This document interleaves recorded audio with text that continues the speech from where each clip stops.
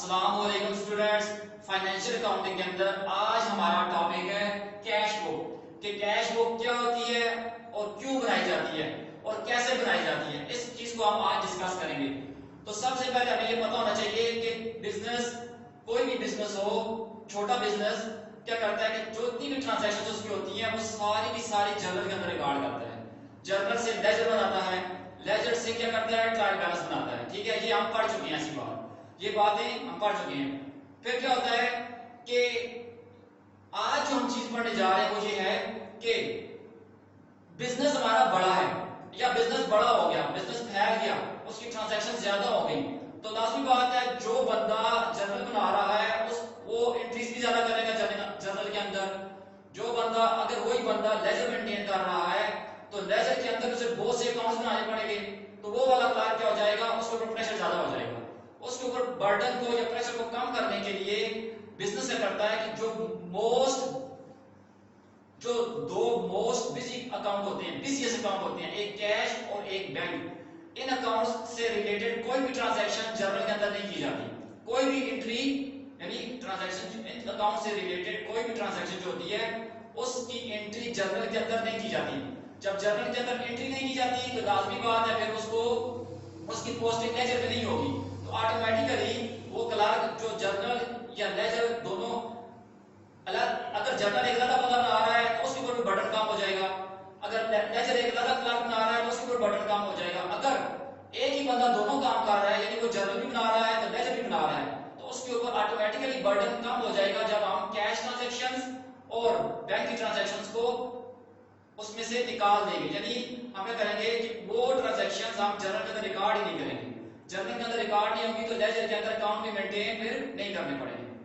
तो हम ये देखते हैं सबसे पहले कि कैश बुक जो होती है वो किस तरह की होती है। तो कैश बुक का बिल्कुल अकाउंट की तरह होती है, टी अकाउंट जो हमारे पास होता है स्टैंडर्ड फॉर्म, लेजर की जो स्टैंडर्ड फॉर्म होती है बिल्कुल उसी तरह का हमारे पास ये होती है कैश बुक। मगर कैश बुक के अंदर देखें एक कॉलम डेट का है, दूसरा डिस्क्रिप्शन का है, एक है वाउचर नंबर, जो रसीद हमने काट कर दी, ठीक है, या रसीद वसूल की उसका नंबर, वाउचर नंबर, ठीक है, और एक कॉलम है लेजर फोलियो कि ट्रांजैक्शन आगे कहां पे ट्रांसफर हो रही है, तो अगले किस लेजर में ट्रांसफर हो रही है उसका लेजर फोलियो, उसका पेज और एक अमाउंट का कॉलम है। ये हमारे पास सिंपल कॉलम कैश बुक का एक फॉर्मेट सा है, एक नमूना सा है, ठीक है। मकसद ये है इसका कि हम लोग जितनी भी ट्रांजैक्शंस अब कैश से रिलेटेड होंगी, सिर्फ कैश की बात कर रहे हैं, ठीक है, क्योंकि एक ही कॉलम हमने बनाया, ये कैश वाला कॉलम बनाया हमने। बैंक, अगर टू कॉलम कैश बुक होती है तो हम क्या कर सकते हैं, यहाँ पे एक और कॉलम बैंक का कॉलम बना रहे हैं।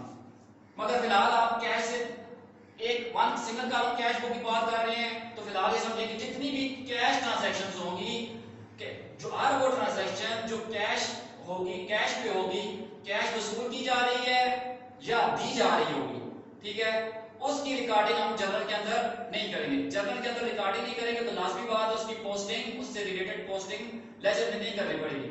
तो लेजर बनाने वाला क्लर्क जो है ऑटोमेटिकली उसके ऊपर से बर्डन कम हो जाएगा, ठीक है जी। अब हम क्या करते हैं कि इसको साथ साथ एक्सप्लेन करते जाएंगे। जनवरी 1 है, Ali started business with cash rupees 1,20,000 के साथ। अली ने 1,20,000 रुपए के साथ बिजनेस स्टार्ट किया, ठीक है। ये आपके पास कैश बुक है, यहां पे लिख लें, ठीक है, सिंगल कॉलम क्या है,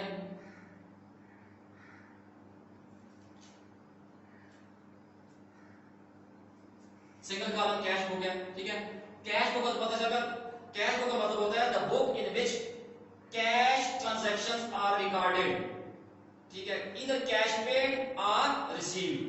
तो ऐसी बुक जिसके अंदर कैश से रिलेटेड ट्रांजैक्शंस रिकॉर्ड की जाती हैं, चाहे कैश दी जा रही हो या चाहे कैश ली जा रही हो, उसके अंदर हम सिंगल कॉलम कैश बुक पढ़ रहे हैं, डबल कॉलम भी नहीं पढ़ रहे, टू कॉलम यानी नहीं पढ़ रहे और ना थ्री कॉलम पढ़ रहे हैं, हम सिंगल कॉलम। सिंगल कॉलम का मतलब होता है कि इसके अंदर अमाउंट का एक ही कॉलम होगा, ठीक है। ये इसकी यहां से इस तरफ लेफ्ट साइड है, ये राइट साइड है, इसके अंदर बिल्कुल जैसे हम लेजर बनाते बनाते हैं यानी अकाउंट बनाते हैं, उसी तरह एक डेबिट साइड है और एक क्रेडिट साइड है। तो बिजनेस स्टार्ट हुआ, Ali started business with cash rupees 1,20,000 के साथ। अली ने 1,20,000 के साथ बिजनेस स्टार्ट किया। तो डेट ईयर है 2015, ये आपके पास ईयर है जी। अली जब बिजनेस स्टार्ट करेगा तो क्या एंट्री होगी, क्या बिजनेस क्या एंट्री करेगा, cash account debit to capital account credit या अली अकाउंट क्रेडिट। तो कैश डेबिट हो रही है तो डेबिट साइड में आ गया आपके पास 1,20,000, ठीक है। यहां पे आप लिखेंगे कैपिटल अकाउंट, ठीक है, या अली अकाउंट लिख देंगे और इधर आपने नरेशन लिखनी है बिजनेस स्टार्टेड। अब देखें अकाउंट में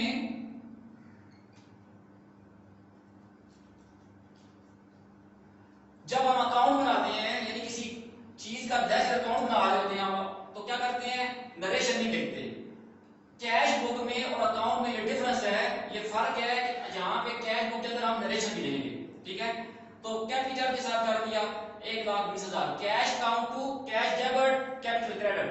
अब क्या है, देखिए कैश से रिलेटेड हमने यानी कैश से ये वाली ट्रांजैक्शन हमने पहली बात में जर्नल के अंदर नहीं लिखी नहीं। अब क्या हुआ, अब हमारे पास दो अकाउंट आए, एक कैश का कैश डेबिट कैपिटल क्रेडिट 1,20,000 1,20,000 के साथ, ठीक है, 1,20,000 1,20,000, ये डेबिट है ये क्रेडिट है। अब ये वाली ट्रांजैक्शन, ये वाला एस्पेक्ट, ये वाला पहलू आपने कैश बुक के अंदर लिख दिया। कैश डेबिट हो रही है तो कैश बुक की डेबिट साइड पे 1,20,000 आपने लिख दिया। मगर इसका जो दूसरा पहलू है, दूसरा एस्पेक्ट है, उसकी ट्रांजैक्शन हम जर्नल के अंदर नहीं कर सकते, उसकी रिकॉर्डिंग हम जर्नल के अंदर नहीं करेंगे। हम क्या करेंगे कि जर्नल लेजर जो बंदा मेंटेन कर रहा है वो क्या करेगा, कैपिटल का लेजर अपने पास बनाएगा, यानी कैपिटल का एक ऐसा टी अकाउंट अपने पास बनाएगा, ठीक है, उसके अंदर वो रिकॉर्डिंग करेगा। क्या मकसद ये हुआ बात करने का, ये एंट्री हमने जर्नल के अंदर रिकॉर्ड की ही नहीं, इसको डायरेक्ट हम कैश बुक पे लेके आएंगे। अब यहां से ये वाली इंफॉर्मेशन यहाँ पे वाउचर नंबर या ये जिस लेजर की बुक के अंदर, लेजर के अंदर जिस पेज पे ये जाएगी ये वाली इंफॉर्मेशन, फर्ज करते हैं लेजर के अंदर पेज नंबर 3 पे ये जा रही है, ठीक है। तो कैपिटल अकाउंट आप लेजर की बुक उठाएंगे, पेज नंबर 3 उठाएंगे तो कैपिटल अकाउंट आपको 1,20,000 के साथ मिल जाएगा, यानी लेजर के अंदर कैपिटल का अकाउंट बना होगा पेज नंबर यानी लेजर फॉलियो पेज नंबर 3 के ऊपर। बात समझ आई है, ये पहलू तो सीधा कैश वाला पहलू एस्पेक्ट तो सीधा हमने कैश बुक पे लिखा। इसका दूसरा पहलू हम क्या करेंगे, लेजर के अंदर जो क्लार्क लेजर बना रहा है वो क्या करेगा कि कैपिटल का अकाउंट बनाएगा लेजर के अंदर, ठीक है जी, ये रिकॉर्डिंग होगी। दूसरा है बॉट गुड्स, 2 तारीख को bought goods for rupees 1 lakh, 1 lakh रुपए की अशिया खरीदी है। एंट्री क्या होगी, purchase account to cash account, ठीक है। तो डेट हमारे पास है, ये कौन सी डेट थी, जनवरी 1 थी, जनवरी 2 है, जनवरी 2 क्या हुआ, परचेजेस टू कैश अकाउंट कितने के साथ, 1 लाख रुपए के साथ। तो 1 लाख बिजनेस से चला गया, बिजनेस के पास 1 लाख चला गया, यहां पे कहेंगे परचेजेस अकाउंट, ठीक है, और यहां पे लिख देंगे गुड्स परचेज, ये गुड्स बॉट, ये कैश पे। तो लास्ट बात है यहां पे लिखा है तो कैश पे। अब यहां पे लेजर जो आपका रजिस्टर है उसके अंदर देखेंगे किस पेज के ऊपर आप परचेजेस अकाउंट बना रहे हैं। फर्ज करते हैं पेज नंबर 4 के ऊपर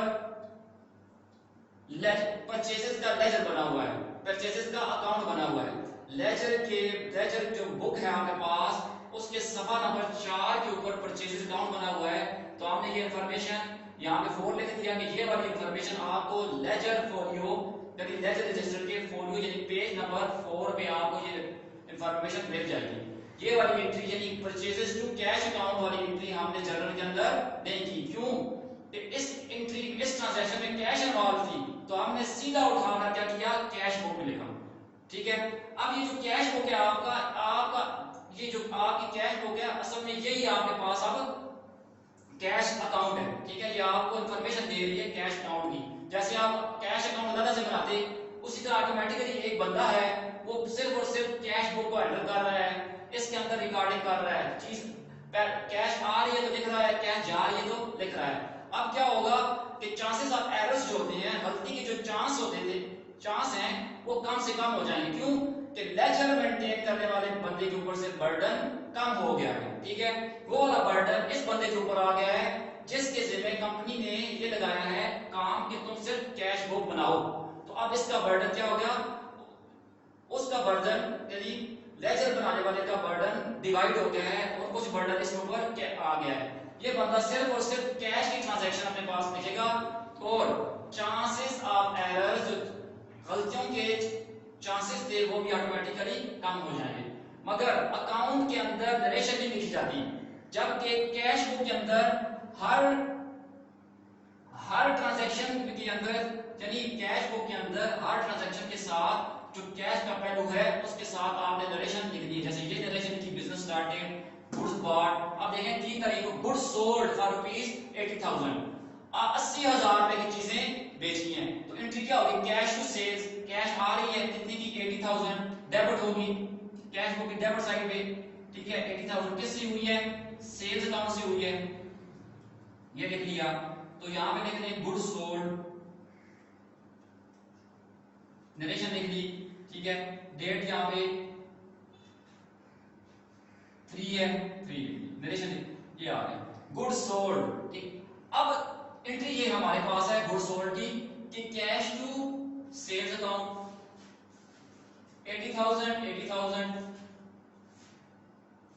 ठीक है, अब सेल वाला अकाउंट, इस ट्रांजैक्शन का जो एंट्री है, एक पहलू हमने रिकॉर्ड कर लिया, दूसरा पहलू लेजर बनाने वाला बंदा वो अपने पास सेल्स का अकाउंट बनाएगा लेजर के अंदर। फर्ज करते हैं वो पेज नंबर 5 पे बना रहा है, तो हम यहाँ पे पेज नंबर 5 लिख देंगे कि सेल्स अकाउंट आपको लेजर की बुक के सवाल नंबर 5 पे मिल जाएगा। ये वाली इंफॉर्मेशन लेजर की बुक में जाएंगे, आप लेजर में जाएंगे, पेज नंबर 5 निकालेंगे, वहां पे आपको सेल्स अकाउंट मिल जाएगा। ठीक है, आगे चलते हैं। 5 तारीख को पे टू अमजद ₹6,000, अमजद को 6,000 रुपए पे किए। अब अमजद है, हो सकता है कि वो हमारा क्रेडिटर हो, यानी वो हमारा, हमने उसे पैसे देने हो, बिजनेस ने उसे पैसे देने हो, तो हम क्या करेंगे कि अमजद को डेबिट करेंगे। ठीक है, हम यानी कंपनी क्या करेगी, अमजद अकाउंट को डेबिट करेगी, कितने के लिए, 6,000 के लिए, और कैश अकाउंट को क्रेडिट करेगी 6,000 के लिए। देखें, हो सकता है कि कंपनी ने कोई चीज खरीदी हो। ठीक है, फर्ज करते हैं कंपनी ने खरीदे थे 6,000 की अंदर से चीजें खरीदी थी, goods purchase from Amjad for ₹6,000 on account, तो एंट्री करेगी परचेजेस टू अमजद अकाउंट।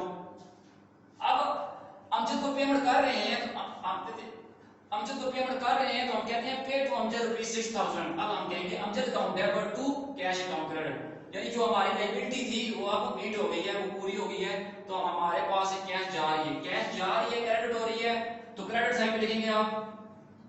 ठीक है, इसका दूसरा जो पहलू है वो यहां पे लिखेंगे आप, अमजद अकाउंट। ठीक है, तो यहां पे कहेंगे कैश पे टू अमजद, कैश पे टू अमजद, नरेशन जरूरी है। ठीक है, डेट कौन सी आ रही है आपके पास, 5 तारीख है, 5 जनवरी को ये बात हुई है। अब अमजद का अकाउंट लेजर के अंदर अगर लेजर के अंदर बना हुआ है, ठीक है, तो लाजमी बात है बना हुआ होगा, तो फर्ज करते हैं वो पेज नंबर 6 पे है, तो यहाँ पे लिखते हैं 6 कि ये वाली इंफॉर्मेशन आपको लेजर अकाउंट के सवा नंबर 6 के ऊपर आपको मिल जाएगी। ठीक है, वहां पे अमजद का अकाउंट बना है, उसमें ये इंफॉर्मेशन आपको मिल जाएगी। फिर जी, यानी ये वाली कहने का मकसद ये है कि ये वाली जो इंफॉर्मेशन है आपने वहां पे पोस्ट करनी है, उस यानी वो क्लर्क जो है उसको बताना है कि ये काम हुआ है, तो अपने पास लेजर के अंदर मेंटेन करो, अमजद के अकाउंट के अंदर ये वाली बात लिखो कि अमजद को हमने पेमेंट कर दी है।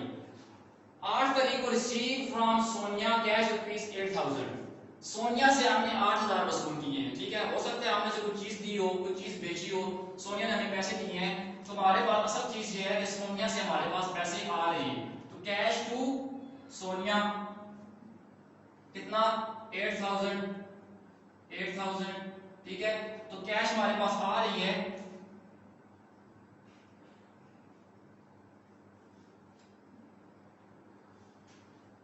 8000 आ रही है हमारे पास, ठीक है। हाँ 8000 हमारे आ रही है, तो किससे आ रही है? ये सोनिया से आ रही है, तो सोनिया अकाउंट यहाँ पे, ठीक है। कैश रिसीव्ड, ठीक है, इतना ही बाकी है। और 8 तारीख है आपके पास, तो 8000 रुपया हमने क्या किया है? वसूल किया है, सोनिया से किया है। फर्ज करते हैं लेजर के अंदर पेज नंबर 7 के ऊपर सोनिया का अकाउंट बना हुआ है, तो यहाँ पे 7 लिखते हैं और ये वाली इंफॉर्मेशन वहां लेजर में पोस्ट कर दें, वहां पे इसको ट्रांसफर करके सोनिया के अकाउंट के अंदर 8000 रुपए लिख दें कि सोनिया से हमने कैश वसूल कर ली है। अब पेड रेंट रुपीज 3000, रेंट क्या किया है? 3000 रुपए दिया है, ठीक है। 3000 रुपए रेंट दिया है, तो एंट्री क्या होगी? Rent account to cash account. Cash जा रही है बिजनेस से, तो 3000 यहां पर उसके अगेंस्ट में लिखे रेंट अकाउंट। और फर्ज करते हैं कि रेंट अकाउंट लेजर के अंदर पेज नंबर 8 के ऊपर रेंट अकाउंट बना हुआ है, तो पेज नंबर 8 यहां पे डेट 29, ठीक हो गया। ये थोड़ी सी ट्रांजैक्शन दी थी ताकि आसान सी वाली, ताकि आपको बात समझ आए। अब आगे देखें, लिखा हुआ है paid electricity bill by cheque rupees 4000। Company क्या कर रही है कि चेक के जरिए पेमेंट कर रही है 4000 रुपए इलेक्ट्रिसिटी बिल। तो कहां पे लिखेंगे? कहीं पे भी नहीं लिखेंगे, क्यों? कि कंपनी चेक के जरिए पेमेंट कर रही है, चेक लेके दे रही है। तो लिखेंगे इलेक्ट्रिसिटी बिल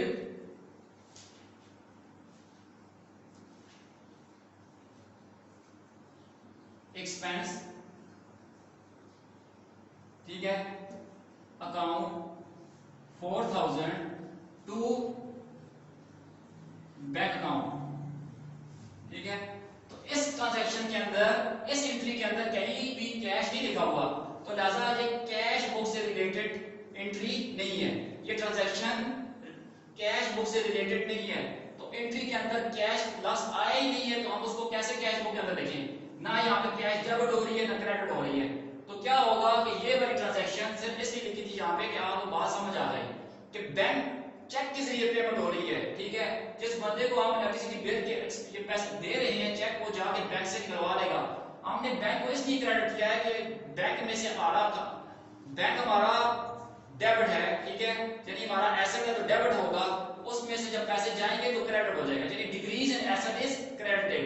तो बैंक में से पैसा आपका जा रहा है, आप उसे क्रेडिट करेंगे, ठीक हो गया। ये वाली एंट्री जो है आपके पास इधर जहां पे रिकॉर्ड नहीं होगी। ये दोनों अकाउंट कौन मेंटेन करेगा? जो बंदा लेजर अकाउंट, जो बंदा लेजर मेंटेन कर रहा है, यानी लेजर का रजिस्टर जो मेंटेन कर रहा है, वो बंदा इन दो अकाउंट से रिलेटेड इंफॉर्मेशन अपने पास रिकॉर्ड करेगा। अगर बिजनेस बहुत बड़ा है, ठीक है, अगर बिजनेस बहुत बड़ा है तो फिर उसके ऊपर क्लर्क के ऊपर बर्डन कम करने के लिए हम क्या करेंगे? एक डबल कॉलम कैश बुक बना लेंगे या 3 कॉलम कैश बुक बना लेंगे। तो एक कॉलम हम डिस्काउंट का बना लेंगे, एक कॉलम हम बना लेंगे बैंक का बना लेंगे, तो फिर ये वाली ट्रांजैक्शन हम रिकॉर्ड करेंगे। बहरहाल अभी फिलहाल ये देखें कि हम सिंगल कॉलम कैश बुक पढ़ रहे हैं जिसके अंदर सिर्फ और सिर्फ एक कॉलम है, अमाउंट का कॉलम है, तो हम सिर्फ और सिर्फ इसकी यानी अमाउंट कैश जो आ रही है वो लिखेंगे, कैश जो बिजनेस से जा रही है वो लिखेंगे, ठीक है।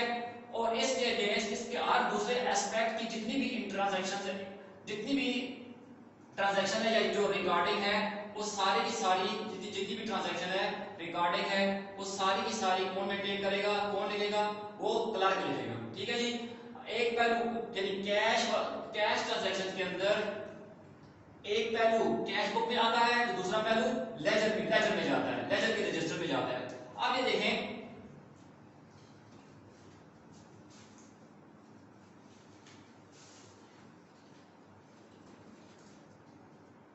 कौन सी साइड बड़ी है?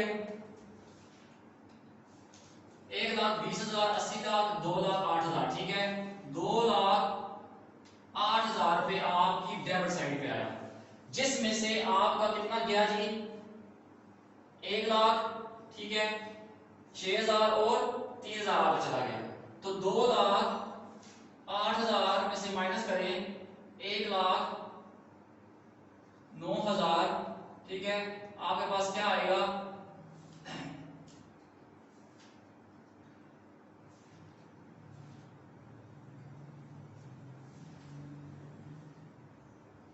$99,000, ठीक है। 99,000 आपके पास क्या हुआ कि ये आ गया जी, ठीक हो गया। यानी आपने ये सारे आपके पास पैसे आए, इसमें से ये बिजनेस से बढ़ गए, पीछे कितना रह गया 99,000। तो यहां पे आप लिख देंगे बैलेंस कैरी डाउन, ठीक है।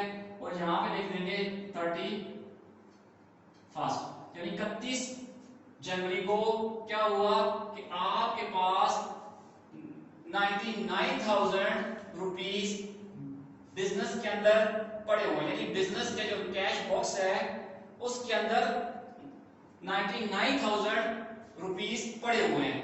अब ये कौन सा बैलेंस है, डेबिट साइड बढ़ी है ना, तो when debit side of the account या cash account is greater than credit side, difference is known as debit balance.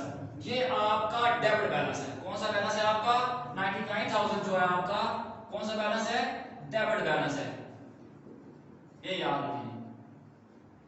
और बिजनेस का जब कैश बुक का बैलेंस या तो डेबिट बैलेंस होगा, ठीक है, या जीरो बैलेंस होगा। कैश बुक के अंदर क्रेडिट बैलेंस हो ही नहीं सकता, कैश बुक के अंदर क्रेडिट बैलेंस नहीं हो सकता। क्यों, अब देखिए आपके पास 2 लाख, ये साइड कभी बड़ी हो ही नहीं सकती। वो किस तरह, आपके पास जितने पैसे आते हैं वो आप इस साइड पे लिखते हैं और जितने जाते हैं उस साइड पे लिखते हैं। अब देखें अगर हमारे पास 2,08,000 बिजनेस के अंदर आया है, ठीक है, तो क्या हम अपने बिजनेस से 2,10,000 या 20,000 या 30,000 लगा सकते हैं? नहीं लगा सकते। क्यों, कैश है ही 2,08,000, तो ज्यादा से ज्यादा हम 2,08,000 लगाएंगे तो यहाँ पे हमारे पास बैलेंस नहीं आएगा, कुछ बैलेंस नहीं होगा, नेट बैलेंस होगा, ठीक है। तो कहने का मकसद ये है कि कैश बुक के अंदर आपके पास क्रेडिट बैलेंस कभी भी नहीं होगा। क्रेडिट साइड कैश बुक की कभी बड़ी हो ही नहीं सकती, क्योंकि आपके जेब में है 10 रुपए और आप लगा दे 20 रुपए या आप लगा दे 30 रुपए, ये पॉसिबल नहीं है। जितने आपकी जेब में है आप या तो उतने सारे लगा सकते हैं, या कुछ कम, यानी 10 आपकी जेब में है तो 10 के 10 लगा दें, या उसमें से 5 लगाएं, 6 लगाएं, 7 लगाएं, 9 लगाएं, ठीक है। तो कहने का मकसद ये है कि कैश बुक का बैलेंस आपके पास हमेशा या तो जीरो बैलेंस होगा, नील बैलेंस होगा, या डेबिट बैलेंस होगा। ये बात आपने याद रखनी है, ठीक है। अब तो हम ये डिस्कस कर रहे थे कि कैश बुक क्या होती है। तो कैश बुक होती है कि the book in which all the cash transactions are recorded, either cash received और पेड, ठीक है। तो कैश बुक से, कैश से रिलेटेड जो भी ट्रांजैक्शन होगी वो सीधी की सीधी उठाकर हम करेंगे कैश बुक में लाएंगे, उसे जर्नल के अंदर नहीं लिखेंगे। यहां से एक एस्पेक्ट जो होगा वो हम कैश बुक में लिखेंगे, ठीक है। दूसरा एस्पेक्ट जो उसका होगा, जो दूसरा पहलू होगा वो हम उठाकर लेजर में ले जाएंगे, उसकी पोस्टिंग लेजर में कर देंगे। उससे मुताल्लिक जो अकाउंट होगा वो लेजर बनाने वाला क्लर्क उस अकाउंट को जो मेंटेन कर रहा है वो उसकी रिकॉर्डिंग अपने पास करेगा। तो कैश बुक जो है आपके पास बिल्कुल होती है, अच्छा, कैश बुक जो है आपके पास बिल्कुल टी अकाउंट की तरह ही होती है, ठीक है। और ये कॉलम रह गया नजर आ रहा है मुझे, वाउचर नंबर। अब देखें जो रसीद आप कार्ड का दे रहे हैं, ठीक है, मिसाल के तौर पे किधर गया जी, पेड टू अमजद ₹6,000। अमजद को 6,000 रुपए आपने दिया, तो लाजमी बात है उसने एक रसीद कार्ड हमें दी होगी, ठीक है। तो वो वाउचर नंबर जो उसने हमें जो रसीद कार्ड की दी है, तो उसका वो रसीद नंबर जो उसके ऊपर पड़ा हुआ सीरियल नंबर सा होता है, तो वो आप जहां पर फर्ज करते हैं उसके ऊपर लिखा हुआ है 71, तो वो याद रखिए। इसी तरह सोनिया ने जब आपको पैसे दिए 8,000 रुपया, तो हमने भी सोनिया को कोई रसीद कार्ड के दी होगी, अपनी रसीद बुक से पेज फाड़ के सारा फाड़ के उसको दिया हुआ रसीद के हम ऊपर स्टैंप लगा के कि हमने आपसे पैसे वसूल कर लिए। तो सोनिया को जब दिया तो वो 8,000 रुपया सोनिया ने जब आपको दिया तो हमने से रसीद कार्ड कर दी, तो वो रसीद के ऊपर जो नंबर पड़ा हुआ है फर्ज करते हैं वो है जी 92 है, ठीक है, तो वो लिख दिया। वाउचर नंबर के अंदर रसीद नंबर होता है, या तो वसूल कर पैसे जब दे रहे हो वो रसीद नंबर, यानी अगला बंदा जो आपने रसीद कार्ड काट के देता है। और जब हम पैसे ले रहे हो, हम जो रसीद काट के दे रहे हैं उसके ऊपर जो नंबर है वो आपका वाउचर नंबर में आएगा। इसी तरह अगर रसीदें काट के दे रहे हैं तो यहाँ वाउचर नंबर के अंदर हम लिख लेंगे। तो हमें ये पता चला कि कैश बुक ऐसी बुक होती है जो क्लर्क के ऊपर से, यानी वो बंदा जो लेजर मेंटेन कर रहा है उसके ऊपर से बर्डन कम करने के लिए बनाई जाती है। और दूसरा इसलिए बनाई जाती है कि एक्यूरेसी आए, एरर चांसेस ऑफ एरर्स यानी गलती के चांसेस कम से कम हो। ठीक है, तो उम्मीद है कि आपको कैश बुक यानी सिंगल कॉलम कैश बुक या वन कॉलम कैश बुक समझ आई होगी। ठीक है, आप इसकी प्रैक्टिस करें, इंशाल्लाह हम इसके बाद जो लेक्चर लेंगे वो डबल कॉलम कैश बुक का लेंगे। ओके जी, शुक्रिया, थैंक यू।